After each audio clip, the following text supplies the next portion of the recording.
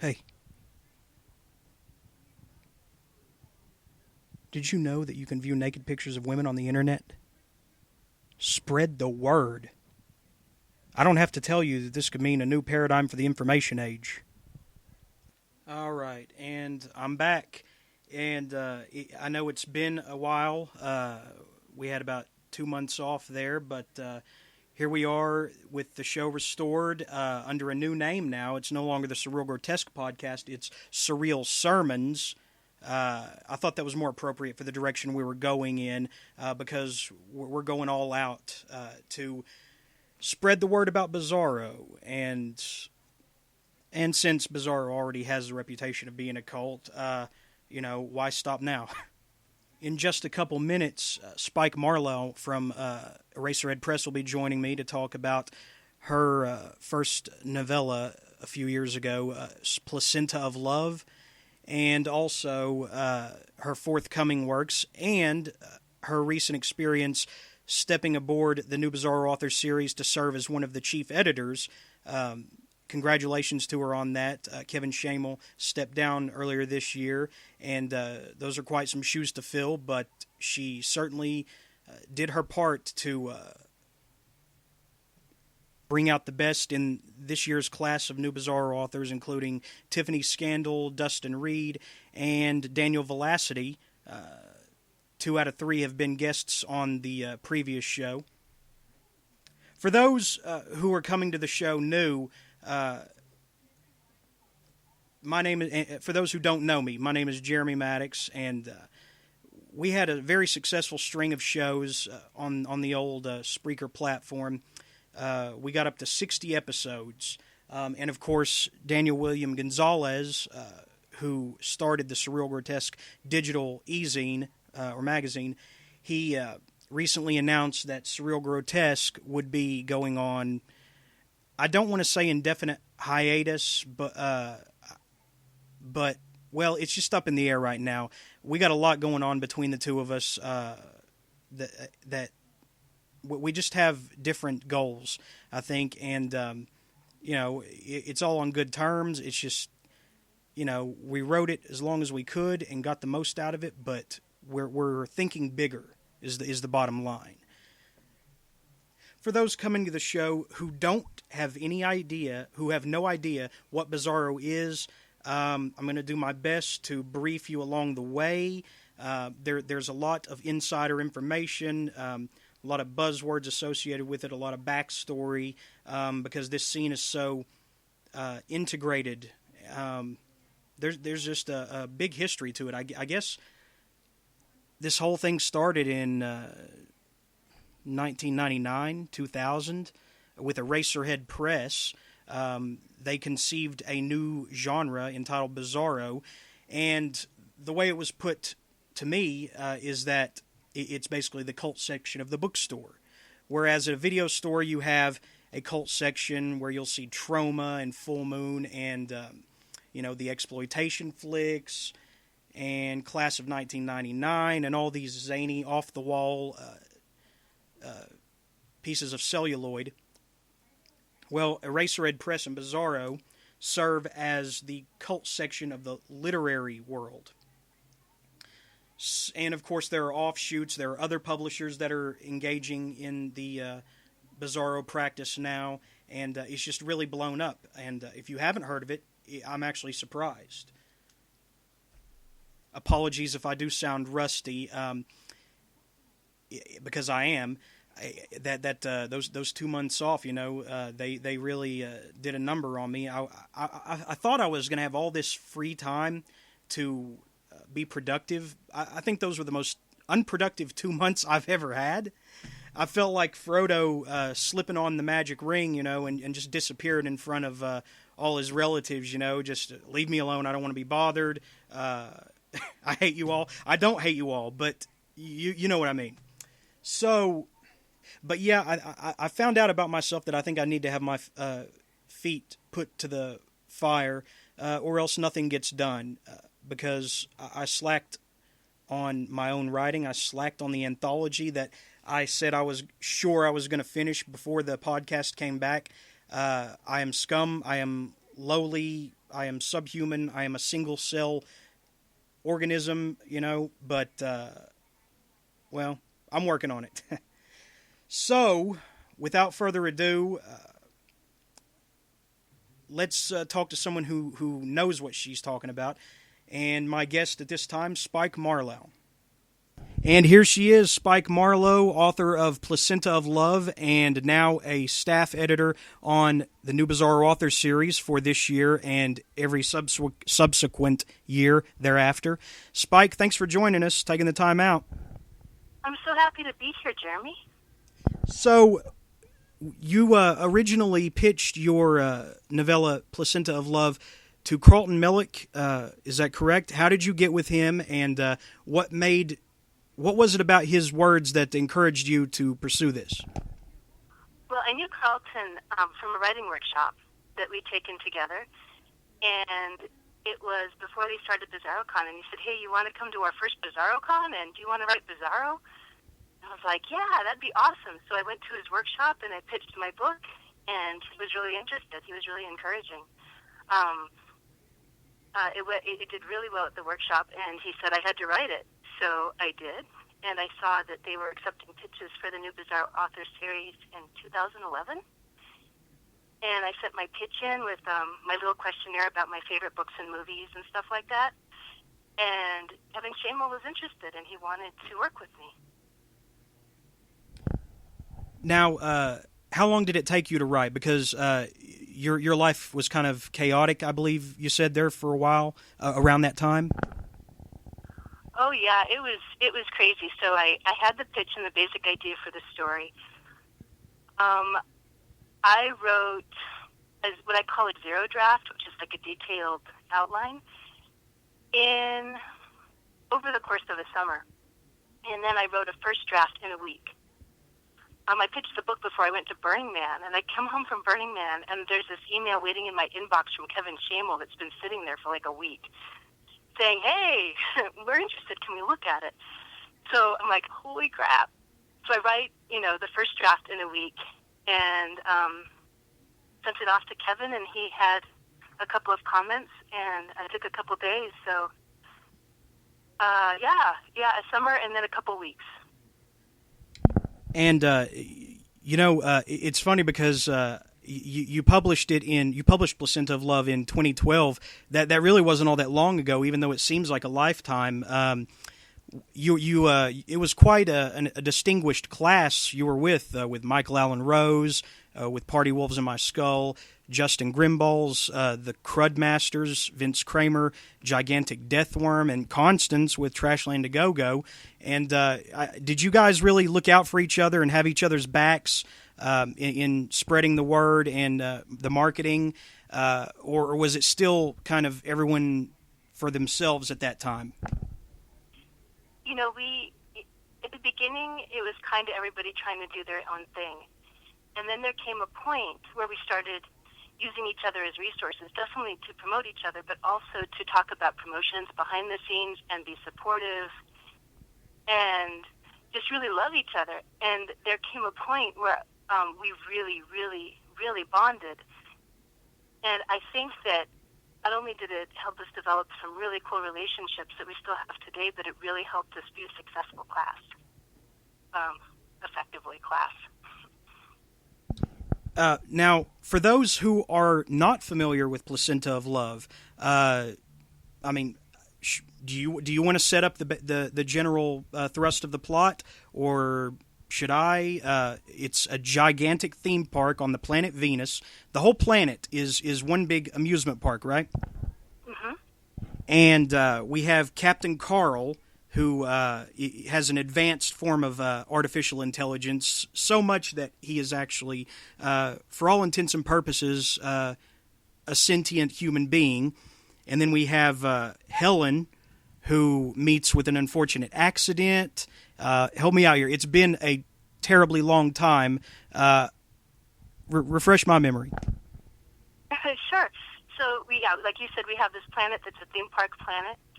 And we have this robot pirate, effectively, and his maker dies, and he ends up being really lonely on this portion of the the theme park that's really become decrepit. And so he creates an AI and he inserts it into a placenta. Unfortunately,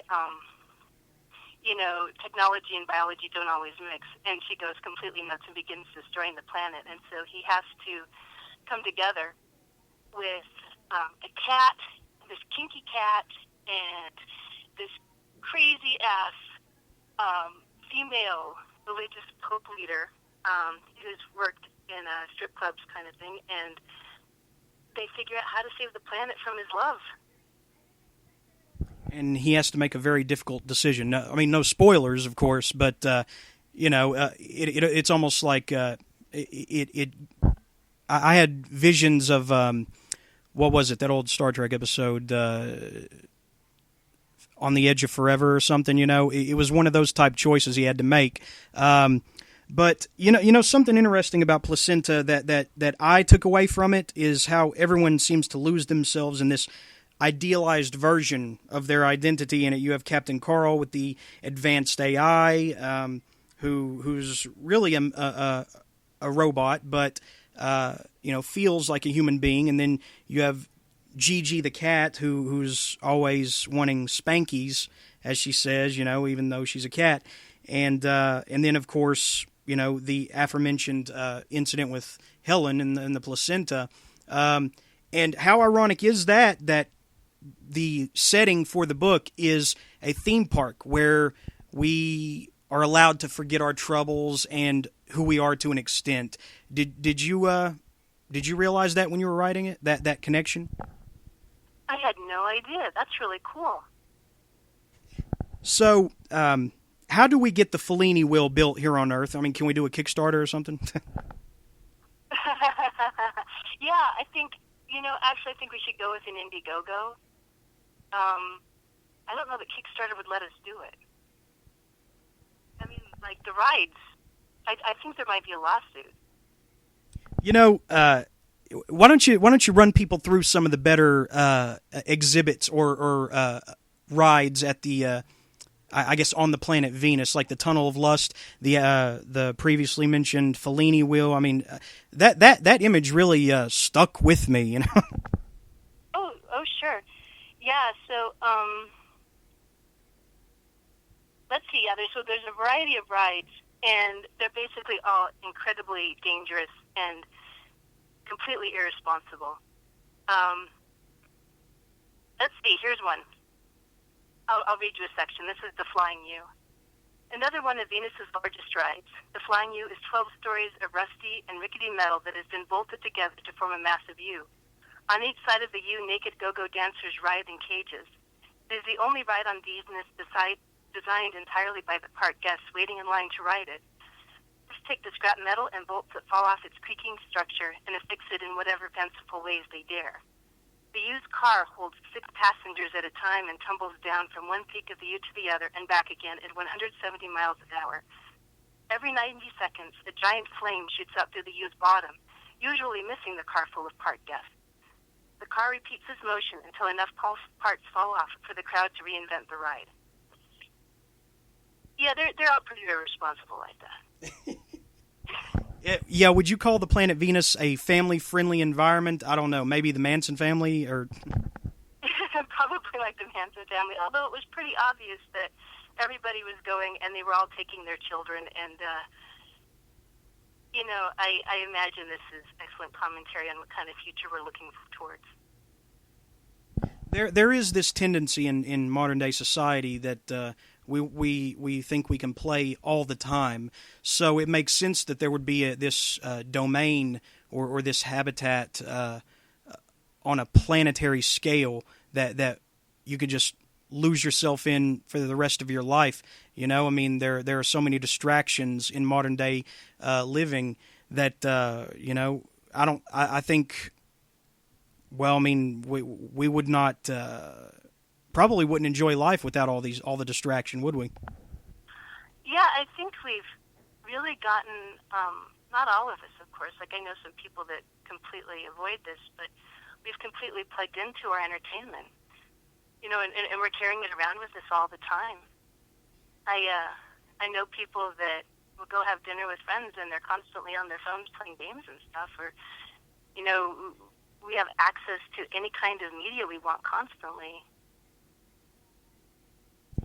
And that's kind of the environment that you set up in Placenta of Love, where you know, there's no survivalist instinct, there's no hunter-gatherer modality or anything of the sort. It's just fun all the time, and of course then you have the giant placenta wreaking havoc on you know, their fun, and they're totally baffled by it, right? Totally baffled, and they completely set themselves up for failure. So, as far as the New Bizarre Authors series, and for those that don't know, because this is kind of a new era of the podcast, so there might be new listeners. The New Bizarre Authors series is for people to break into this new genre that was conceived by Carlton Millick and Kevin Donaghy and a handful of others who wrote basically surreal literature and of the David Lynch variety, and they wanted their own place where they could write what they wanted without fear of pigeonholing or being narrowly defined as science fiction or horror. And of course, we see how far Bizarro has come in the last 10 to 15 years, I guess. And you say that you were always a Bizarro author, correct? I just didn't know it. Yeah. I was trying to write other stuff, but I would write, say, like these little stories that I wouldn't do anything with because I didn't think anybody would take them. Or I would write letters to my grandmother, and they were basically Bizarro stories. And, you know, there was this point where my aunt asked me to quit writing my grandmother because I was giving her nightmares. And then I meet Carlton, it's like, this is what this is. And actually, I'd already read Satanberger, but I didn't realize that Bizarro was the movement that it was. And so, how did the New Bizarre Author series help you? It was your first time. It was your debut, and I don't know if you had any short stories published to that point, but it helped you get your footing in a new market. And what did you learn? What lessons did you take away from your first year, which is a trial period? Your first year in the New Bizarre Author series, for all those interested, is probationary, which means you may or may not be invited back the following year, right? Right, that's exactly right. So what did you take away from your first year? How did you gain acceptance? Wow, so I learned a lot in that first year. Part of the reason I did it was not just to write a really fun book and get published, but because what I did know about the New Bizarro Author series was that it was this year where I would have to do everything I could to promote a book and do everything I could to get it into the hands of a bunch of people. And this is something that actually a lot of authors have to do, not just in Bizarro, unless you're Stephen King or something like that. You have to do a lot of promotions for your books. And so knowing that I could go in and have some guidance from Eraserhead, who are incredibly smart business people, was like a dream come true. So I learned about business, I learned about promotion, I learned about marketing, I learned about building community. I didn't have a huge online presence before I started, so I learned about building a presence and building online community and social media. I learned about how hard it is to sell books and get out there and online and in person and convince people that they want to spend their money on this book. And so the lessons were massive. It was probably one of the best decisions I've ever made in terms of being a writer. Okay. Now, where do you draw the line? Where is that line between selling the product, the book, and selling your persona? because you're big on persona. Every picture I see in every interview, you're wearing you're rocking the domino mask, right? And you kind of give off this superheroine vibe. How important is putting across a persona? Every Bizarro author does it to some extent. And actually, every author I've ever met in person does it. They have a public personality, and some are more extreme than others. But we are in entertainment, and we are performers, and so we have our personas, and it's often likely that the persona is a piece of the real person. Like, even though I look like I'm a pretty extreme persona, what you get is actually a lot of who I really am, especially when I'm interacting with people and whatever, because I think that's important to have the genuine relationships. But it's part of being an author. Now, does the mask empower you, or do you empower it? That's a great question. Initially, I think that it empowered me a little bit, but I think that's changed. Okay. You recently filled the very big shoes of Kevin Shamel as he stepped down this year to kind of focus more on his writing, I guess, and outside ventures.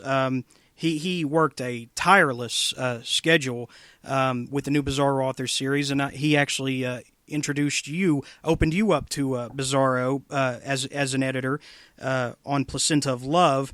Now, how hard were those shoes to fill, and how has your first year been working with Jamie Graffie, Dustin Reed, Daniel Velocity, and Tiffany Scandal?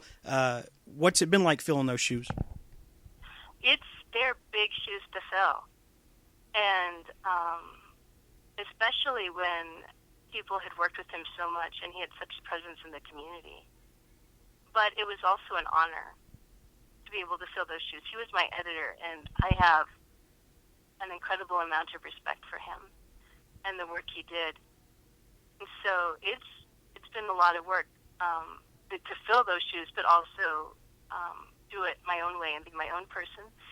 He did a really great job picking this year's new Bizarro authors that I've worked with. I went in and I had to re-accept them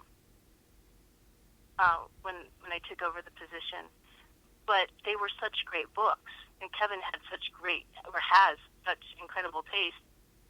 And so it's been so exciting working with these really talented authors who are really hard workers, who are so enthusiastic about their works. And it's been so fun. I've had so much fun.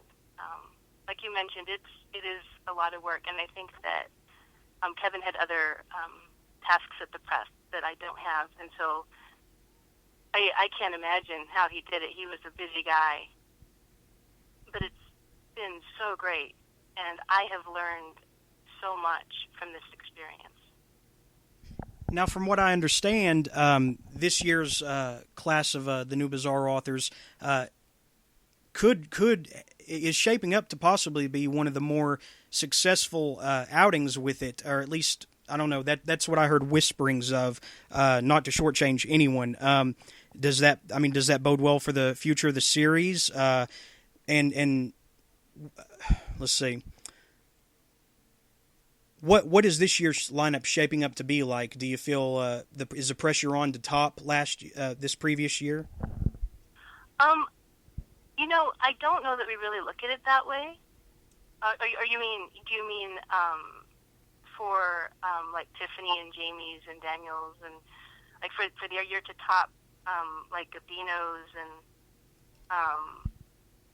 I'm blanking on some of their names, Joseph and that year? No, just as an overall progression, it seems to have reached a plateau of sorts, or a new height, a peak, if you will.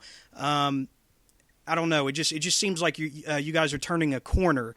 There's more awareness than ever, and I'm just wondering if there's any pressure since that, because it's been a very successful year from what I understand. Yeah, it has been a really successful year. I'm really pleased with how the authors are doing. They're midstream, so there's still a lot of work to do, but they've done a great job. They're all really fine writers. Yeah, yeah. The pressure is definitely on. The quality of the work we receive is really excellent, and so in terms of submissions. And so the pressure is definitely on for future authors to turn in their best work when submitting. But this is the other thing, is that there are people whose books I've rejected for this year. And I really, really hope they don't give up, because I've had some people that are good, solid writers, or writers with a lot of potential. Like, they're not quite ready yet, but if they keep working at it, they will in another year or two or so. And so even though the competition is stiff, and we do have really high expectations for the books we publish as the new Bizarro, for the new Bizarro author series, I really hope that people are interested in being part of this series, are willing to be in it for the long haul and keep submitting. Honestly, I think it's something I anticipate every year. It's like I don't know, basketball Final Four or something. I can't wait to see if I'm already familiar with any of the authors. From like digital magazines, or maybe they've published in an anthology somewhere, and hey, they turn up, and I'm already familiar with this guy, and holy shit, he's working for Eraserhead Press now. So I look forward to that. That's definitely a high point for me every year, to see who makes it, who has to try again. To me, it's fascinating. And how important, I know Eraserhead is really big on pitches, because I guess you guys want to make sure that, so you don't have to wade through 50 pages to see if you like it or not. You already have an idea going in on whether you're probably going to accept it or not, or how much thought you're going to put into it. What is the importance of a pitch, of a good, solid pitch? And like Jeff Burke at Deadite, he prefers elevator pitches, which is 3-sentence, very stripped down, bare to the basics description of the plot and the hook, and that's all you need. What is it about pitches that can strengthen a manuscript more? You get what I'm saying. Yeah, for sure. So pitches are super important, especially to Eraserhead. And I have talked with authors who work in other genres, and they say that the ability to pitch well is a skill that transfers over to other publishers and genres. Part of what it does is, first of all, it lets the publisher know how sellable your book is. Is this high concept? Does it have a title that is going to catch people's attention? Does it have a description, or like your elevator pitch that just grab them and they say, I have to buy this book now? The other thing that pitching does is that it helps authors distill the core of what their book is about. It's really common that when we sit down to write, we're not really sure what we're writing about. But if we can figure it out and put it in a pitch, it makes the writing process a lot smoother. Right. And now, you mentioned high concept.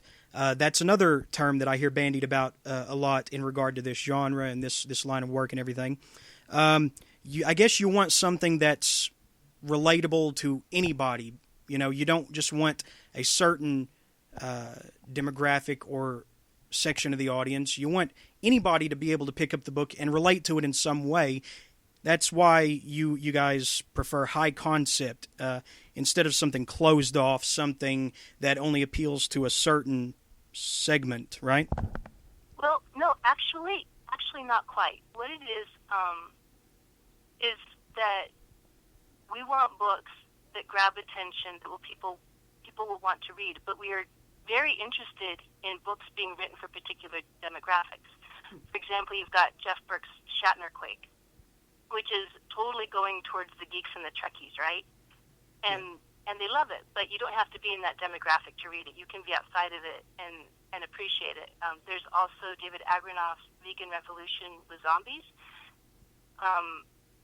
It's totally geared towards zombie fans and vegans, and other people might appreciate it too. The point with a high pitch or high concept pitch is that it grabs attention, like big Hollywood movies or particularly successful like quirky indie movies. They're so interesting and so compelling in the pitch and the description that it grabs people's attention and they want to consume this thing. Does that make sense? Oh yeah, perfect. Better than I could have ever extracted it. But word count or story progression. This is an argument in many workshops that I've heard. Many say don't worry about word count. Focus on getting to the sweet spot, the G spot in a story. And then there are others that say no. You have to discipline yourself to write so many words, so many 100 or 1,000 words per week. Or you get rusty and you lose focus. Would you say that both sides are in the right, or what do you prefer? Well, I think it depends on the author. I think it's a very individual thing, although I do agree that it's important to write and write and write, especially at the beginning, and write regularly to get the practice in and to learn how to do it well. And it's definitely a skill that one can get rusty on. As for me, I write constantly because I do get rusty. And I have a long ways to go to be the author I want to be, so I've got to put a lot of hours in. But I think it's definitely individual, and I think it also depends on where somebody is in their career. If somebody is starting out and they're like at the new Bizarro author level, where they have only maybe published a few books, or they haven't published yet at all, or whatever, like they're a new writer. In terms of publication, I'd say write all the time. Basically, marry yourself to it, right? Yeah. It's a huge commitment. And some people say, it's like 1,000 or 2,000 words a day, or 500. Some people say, they think about hours, putting in 2 or 4 or whatever hours a day. Part of it also is what works for you. There's been times in my life where I only had the time to write for maybe half an hour every day, or like get 500 words down. And then there's been other times where I could write and write and write and write.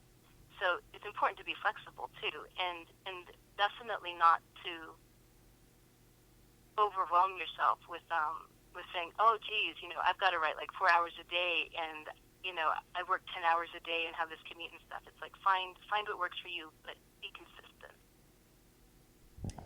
Now, you have also contributed to several anthologies the last year or so, including Allegories of the Tarot, and you chose the Empress card. You want to talk about how you got involved with Annette Ribkin and what your story in that volume was about? Yeah, sure. So I've known Annette for a little while online, for a few years, and she read Placenta of Love and really liked it. And so when she was putting this anthology together, she was pulling on a lot of writers she knew that she'd worked with or that she loved, and said, "You want to write a story?" And so I chose the Empress card. The Empress card is one of its themes is creativity and having this feminine energy in creativity. So it's also about motherhood. And so I wrote a story called Flesh in Frame, and it's about an artist who carves models, images into wood, and her hands turn into her tools, her wood engraving tools. And it's about her relationship with her models, and it's complex because she loves them like they're her daughters, and also she sexualizes them But when she's done with them, when it's time for them to sort of move on with their lives, like she kicks them out. So it's really kind of harsh. But it's also, I think it's also true that in whatever it is that's nurturing us, there's a point where we have to stop what we're doing and move on to the next thing. Sometimes we want to stay, but we need to get that push so we move on to the next thing so we can keep growing. So we can come to rely too much on something as a cure-all panacea, right? And that doesn't help us grow as individuals, right? Right. Now, this follow-up to Placenta, Little Miss Battle Queen, it's been in the making for quite a few years. What can you tell us about it? Is the environment at Eraserhead, is it highly competitive, seeing as how they scaled back to 3 or 4 releases per quarter? And so there's only so much room for so many authors to have their work out there at one time? Or is it just something involving you or the editors trying to get it just perfect? Okay, so the deal with Little Miss Battle Queen is I finished it last year, and I didn't feel it was ready yet. And part of the reason I didn't feel it was ready was because I tried to be really ambitious. I tried to grow a lot in writing it. And I don't know if that's a mistake or not. I think it depends on what my goal ends up being. Is it more important that this book gets published, or is it more important that I learned and put out something amazing? So I submitted it to Eraserhead, and Kevin Shamel agreed it wasn't ready. And so I took it back, and I'm just finishing up another rewrite on it to make it what I would really like it to be. It's sort of a balance point, because as writers we could work on something forever and ever and tweak it for years and years, and it would never be perfect. But I put it away for quite a while, and I opened it back up, and I showed it to a couple of friends who are professional writers, like in science fiction and fantasy, and they're like, "Yeah, you really have something here. This is really good. It's not there yet. You're right, but it's really good." So I opened it up again, and I just did another rewrite. I'm actually finishing it up, I think, this week, and so I'll send it to Kevin Donahue, who's my new editor, and we'll see what Kevin thinks. But the truth is, Kevin could really like it, and he could think it's great, or he could think, yeah, it needs more work, and I am willing to put more work into it. Or he could say, you know what, pitch me something else. And I think this is really important to recognize that we can work as writers on something really, really hard, and we can really believe in it, and maybe it's a really great idea. And for whatever reason, it just doesn't work, and maybe the writer wasn't ready yet, or it wasn't the right book, or it's not the right editor. Like it's entirely possible that it may not be the right book for Kevin Donahue, and it could be the right book for somebody else. And it's entirely possible he could reject it. And the truth is, I would feel sad if he did, but I also recognize we all get rejected as writers. There's a point where I think we don't. Like, again, we can talk about Stephen King and Neil Gaiman and people like that. But as writers, we get rejected. I have friends who've won lots of awards, who have really good careers, and they still get stuff rejected. Now, in terms of Little Miss Battle Queen, I'll finish it up and send it to Kevin, and we'll see what he says. Okay. Now that's a sort of a battle royale story dealing with beauty queens, right? Yeah, like the Little Miss Beauty Queens, like the child beauty queens. And one of the hardest things about being an editor, would you say it is having to reject pieces, or dealing with the fallout sometimes from those who choose to take the bitter route in response? Oh, the hardest thing is rejecting stuff, especially if I see a lot of potential in the writer. part of the reason I took the job is because I love and have a passion for new writers, and I want them to succeed and grow. And I am concerned that if I reject them, they won't recognize that they do have the potential if they keep going, and that they're going to get bitter or angry, and maybe they'll quit writing, or maybe they'll quit for a while, or maybe they'll get angry and bitter. And I'm not so worried if they get angry and bitter and freak out. I sort of feel that's their own thing, if that's how they choose to respond. But I am concerned about people that are discouraged by rejections, and that it may negatively affect their output. I send rejections, and when I really believe in people, it's like, keep sending me stuff, keep working on it. And I really hope that they understand that when I say that, I mean it. Editors are really busy, and when they send you something personalized to say, keep going, send me more stuff, they really, really mean it.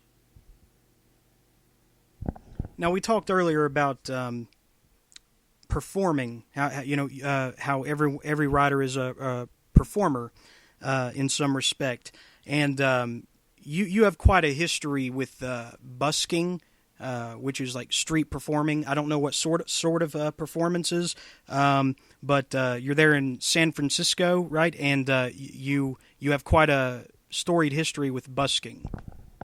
I do. I've had some really exciting busking experiences. So why don't I tell you my best busking, my most favorite busking story currently? Please. So when I was trying to promote Placenta of Love, I used to do musical busking, like play the guitar and stuff, but I started reading from my book to promote the book. And then I started crashing parties. And so even though I was done with my year, this is last fall, I still occasionally crashed parties to promote my book. And so I crashed this party in San Francisco, and it turns out to be a bunch of kinksters. Wait, gangsters? Kinksters, like EDSM kinky people. Oh, like sub-dom relationships and the whips and chains, that? Yeah, like whips and chains and stuff like that, yeah. Now that's a party. It wasn't parties, though. So to promote Placenta of Love, one of the things I did is I did this donut show where I would get these filled donuts, and I would frost them with pink frosting, and I would take them in and say, so I'm going to do a demonstration here to teach you how to pleasure your placenta properly. And so, I'd have like a vibrator and whatever, and I'd like show them how to like lick and nibble and use a vibrator on this filled donut. And then I'd get audience members to come up, and I would critique their ability to pleasure their donut placentas. And so at this particular party, I've got all these kinky people, and so I get this like Aryan godly man, and he gets his donut and he cradles it in his two hands, and he just very delicately and loving, just starts licking it and nibbling it and kind of cooing to it, and he's just very gentle and just like making love to this donut. And then I get these three women, these really hot women, and they come up and they get excited. And they grab their donuts, and they're like fucking these donuts. Like, they are just like eating them alive and rubbing the frosting all over their face and necks and and breasts, and they start rubbing each other and rubbing the frosting all over each other, and then they start making out and licking the frosting off of each other, and then they grab me and they cover me with the frosting and the raspberry filling, and they start making out with me, and they're licking the frosting off of me, and what are you gonna do, right? It's a performance. And so eventually I got it calmed down, and we ended, and I went and cleaned myself up. And one of the women that was eating her donut for me came up afterwards and said that she's a professional sex educator. and she's going to incorporate the donut show into her class. And then I actually ran into another one of the women at a wedding a couple of months ago, and she told me that every time she eats a donut, she thinks of me. Yeah, I think I'm going to too from here on. or at least I don't know, the threesome. Yeah, that was not what I expected. I've had people get really turned on and get really excited by the donut show, but never like that. Do you find that some of your experiences in busking or otherwise are almost more intense than anything you could write, that you could conjure up? Not necessarily. I've had some really wild busking experiences. Like one time I was in the Castro, by the Castro Theater, and I was like singing science fiction double feature from the Rocky Horror Picture Show. And this is before nudism was outlawed in San Francisco. And all these gay guys, these naked gay guys, they're in the Castro, and they've got their fanny packs, and some of them were like flagging rainbow flags and stuff. Like, I don't know what they're doing, but like just like completely naked guys with the fanny packs come up and they start singing along. But the truth of the matter is that to a certain extent, stuff like this happens to me all the time, whether I'm busking or not. And I think it's the benefit of living in San Francisco. So it's a very free-spirited environment, right? It's very spirited, yeah. There's that 1% of the population, maybe, that goes by the name Michael Savage, maybe, that's not so, encouraging of self-expression. But he keeps to his side, and you guys keep to your side, right? Right, exactly, exactly. So, what is next? You say that you're working on the latest draft of Little Miss Battle Queen to finish that up. What is next for you, or do you have any anthology work coming up? Any other projects you'd like to promote? So right now, other than Little Miss Battle Queen, I'm really intensely working on reading submissions for next year's new Bizarre Author Series. So that's a lot. And after Little Miss Battle Queen, I'm really interested in writing this book. Funnily enough, that we would talk about it now after my BDSM donut story, called Adventures in the Skin Trade. And so my log line, as part of my pitch, would be, fuck 50 Shades, this is how kinky's done. And it's like, sort of like this woman in this Jane Austen experience, with like Love and whatever kind of Pride and Prejudice thing, exploring the world of BDSM, but it's not just BDSM, it is like ultra serious kink, where it's like crazy body modification and people like cutting off pieces of their skin and sewing it onto other people is like the badges of honor and ownership and progression and what they've learned and stuff like that. I think you sold me on it. As long as no poor woman gets turned into a reverse engineered into a bicycle or something. Good God, Gabino, what the hell, man? I mean, how that didn't get the major feminists up in arms. I guess they just haven't read it, because that scene really stuck with me. But I mean, not to get off on a tangent, but so Adventures in the Skin Trade, huh? Yes, and no reverse engineering to turn women into bicycles. All right, and any anthology spots coming up, or anything with the Tea House? Your article on Bizarro Central. So in terms of anthology stuff, none of that. There is the possibility that Anita Ripken may be doing another anthology in terms of the Chinese Zodiac this year. And if she does go forward with that this year, I'd be involved with that. In terms of the Tea House, I've taken a little break so that I can focus on getting through my new Bizarre Author Series, Lush. But the Tea House is my generally weekly blog post on Bizarro Central that talks about the artistic life and some of my experiences, or other people's experiences with being artists. That includes exercises, or also discussions about things like I was talking about earlier, in terms of how we get rejected and how we deal with that, and that it's okay because we all get rejected, and it's part of being an artist. So that should be picking up again soon with more content there. Now, before we wrap this up, the word count for the new Bizarro Author series, it is, well, why don't you throw out some submission guidelines so anyone who maybe hasn't been sold on it until now, some more details that we can get out there for those who may think they still have time for the next outing.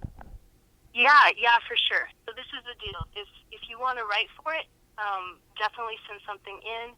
If it just so happens that you turn it in too late for this year, you could have it go next year. It's totally fine. So I edit it, and it's also Kevin Donahue and Bradley Sands. And of course, both of those have huge names in Bizarro. And we accept novellas, like around 15,000 to 27,000 words. Some of us occasionally will also look at short story collections, but that tends to be pretty rare. We're more interested in novellas. We want novellas that are, let's see how to say this, authentically the writers. Sometimes I get people submitting stuff, and it's like they're just trying to be the next Carlton Mellick or, Bradley Sands or whomever. No, we got Carlton, we got Bradley. Like, we want authors to be themselves and write with the condom off. Write whatever crazy, wonderful, fabulous, Bizarro stories they have. Like, don't feel constrained by content or whatever. Sometimes I get submissions, and it's like obvious that the author wants to go places and they're restraining themselves. Don't worry about that. Write the best book you can. Definitely make sure that it is clean in terms of editing.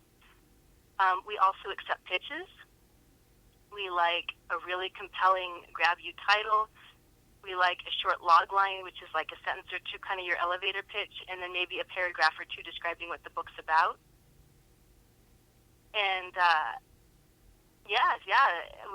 would love it if everybody sent their best stuff.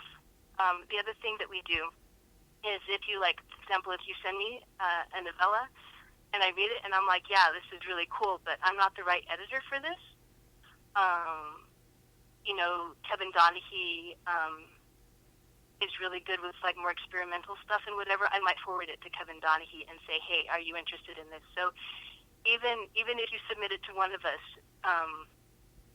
rest assured that we're really interested in authors doing well, and we will send it to one another to try to help people succeed if that's the best thing to do.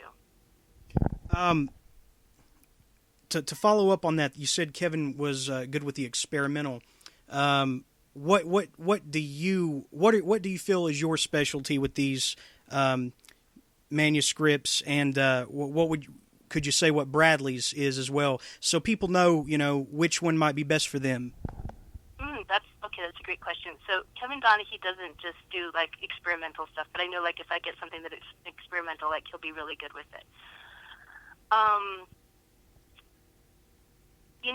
The other thing is that in terms of editing, we're all really flexible, and we can do a lot of different stuff.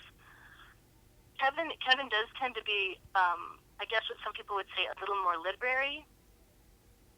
I'm not entirely sure with Bradley yet. He's edited 3 books, and I've read them all.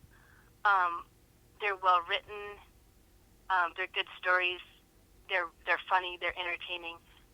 So in terms of his niche, I'm not entirely sure. That would probably be something to ask him to see if there's anything. Oh, I know. Bradley's writing an article for Bizarro Central, and we'll all be talking about the kind of stuff we're looking for. So if you watch Bizarro Central, Bradley will probably tell everybody exactly what he's looking for. In terms of me, my strengths tend to I tend to work well with stuff that has a lot of emotion.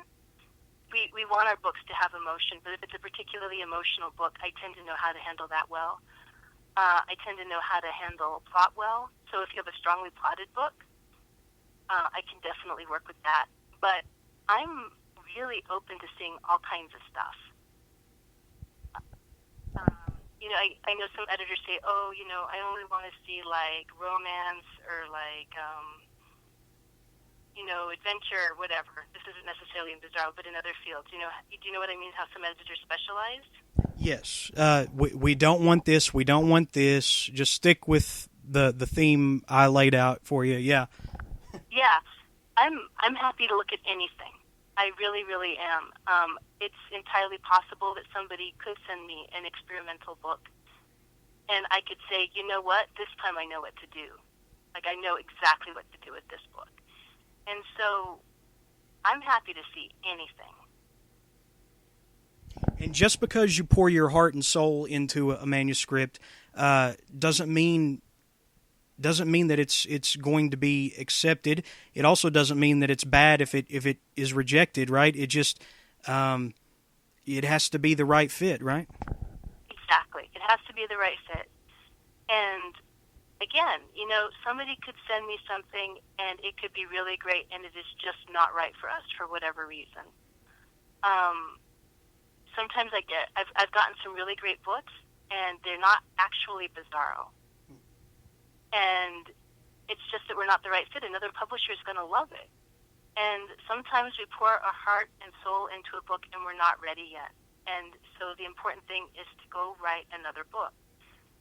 And write another book and write another book. And later on down the line, if that story still pulls at you and you still love it and you still want to write it again. Like from scratch. So that it's not Frankenstein. It's... you don't have a bunch of different skill levels going on so that the book is uneven.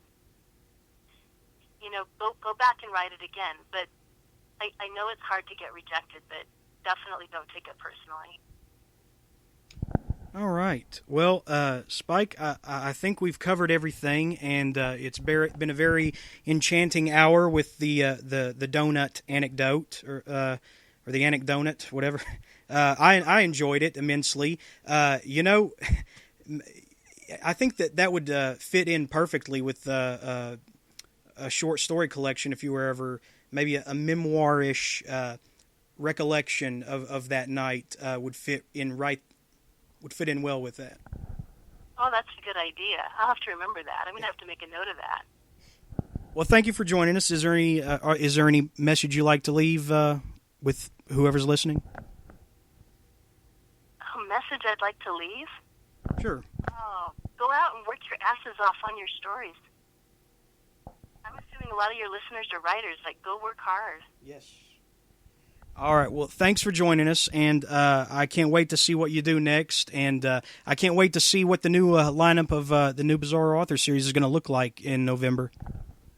Thank you so much, Jeremy. I had a great time, and I'm excited to see who our lineup is going to be, too.